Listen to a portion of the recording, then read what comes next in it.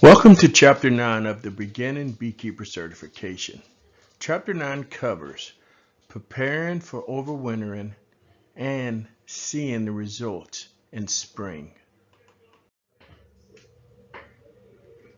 This chapter consists of 6 sections: merging colonies, treating for Varroa Mites, supplement feed, protection from winter weather, the cluster, and in the spring.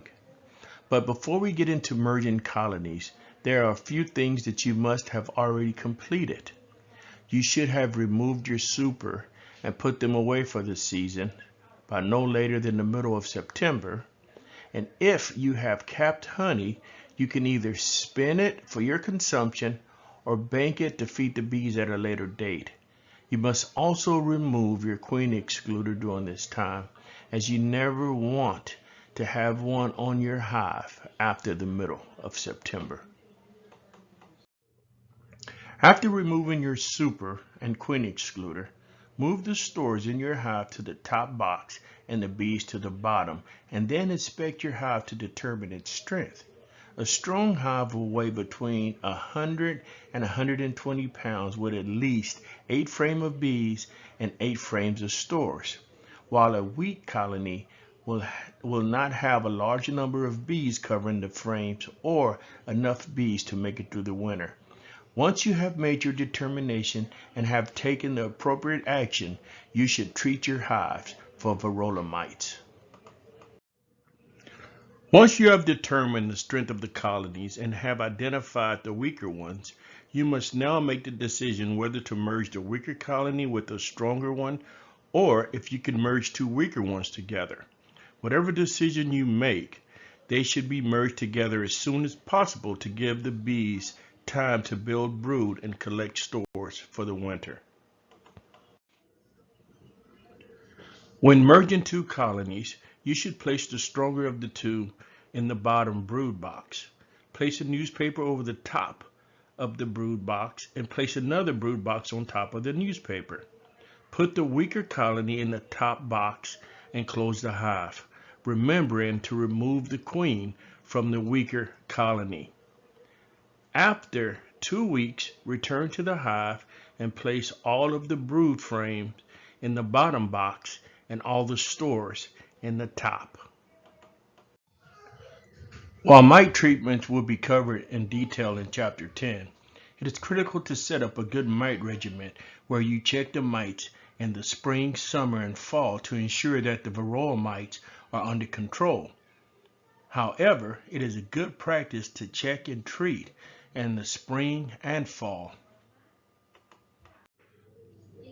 While it is very important to try to get the hive to the 100 to 120 pound mark, it may be necessary to use supplemental feed to get there. Carbohydrates are essential for the bees to maintain heat in the hive during the winter months, and this is what they use honey for.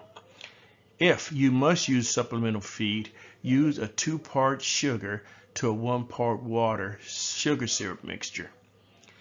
That's pound to pound. For example, 1 gallon of water weighs 8 pounds. Therefore, you would need 16 pounds of sugar. This mixture can be used until the temperature constantly drops below 60 degrees, at which time you will need to switch to a solid feed like a candy board, fondant, or granulated sugar.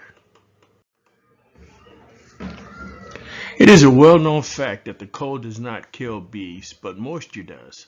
For this reason, you should minimize potential moisture buildup during the winter months. This occurs when the heat from the cluster hits the top of the hive, which is cold on the outside, and condensation forms on the inside and drops on the bees. The easiest way to deal with this is to use a shim or shallow hive body with absorbent material placed on top. You can use dry leaves or cedar chips in a burlap sack. While a shim or a shallow hive box helps control moisture, it can also be used for supplemental feeding in the winter. When considering your hive location, remember, just because the hive does well in one location during the summer doesn't mean that it is a suitable location in the winter. Strong winds can cause major problems for your hive, so you may have to relocate it to a more suitable location. However, do not put it in a heated building, as this will cause the bees to rear brood without the resources to take care of them.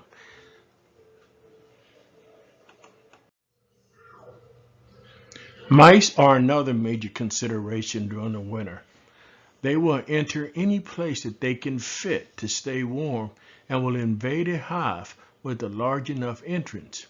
It is advisable that you restrict the entrance where the bees can enter and leave, but mice cannot. You can use a mouse guard or a wire entrance that mice cannot access. When it snows, it is important to remove any snow blocking the entrance of the hive. You should also remove any dead bees blocking the entrance. Both snow and dead bees can restrict the entrance of the hive, not allowing the bees to fly when it is warm enough, and it can also restrict airflow. When the temperature drops below 50 degrees, the bees form into a ball called a cluster to control the temperature of the cluster and not the hive. The springtime is when all the hard work you put into your bees during the fall pays off. If you see your bees flying, then it is a safe bet to assume that your hive made it. But before you start celebrating, be aware that your hive could experience what is called spring dwindling. This is when the temperature warms up enough to cause the bees to start brood rearing, but the resources for the number of new bees is not enough to sustain the colony, and eventually they dwindle off and die. Be sure once your hive starts foraging in early spring, you provide supplemental feed to assist them. When checking your hive, do not remove any frames until the temperature reaches 60 plus degrees. When open the hive, you will notice that the bees have moved to the top box. It is advisable to rotate the boxes, placing the top box on the bottom, and at this time doing any maintenance and replacing equipment that needs it. If after opening your hive you find the colony dead, remove the frames to determine how the bees died. If you see bees head first with their entire body in the cell, they died of starvation and was probably looking for food when a sudden temperature drop prevented them from returning to the cluster. A second cause of death is moisture buildup. If you see wet bees, the hive was probably not properly ventilated, causing the bees to die. Another cause is simply not having enough bees to form a cluster and prevent winter die-off. And finally, disease or pest, mainly the Varroa mite, which spreads disease in the colony, making them too weak to winter the hive. If your hive dies out and you purchase new bees, review your log to see what happened and if there's anything different that you can do. Replace any defective equipment, mark your queen so that you know her age, and attend your local beekeeping association meeting and ask questions.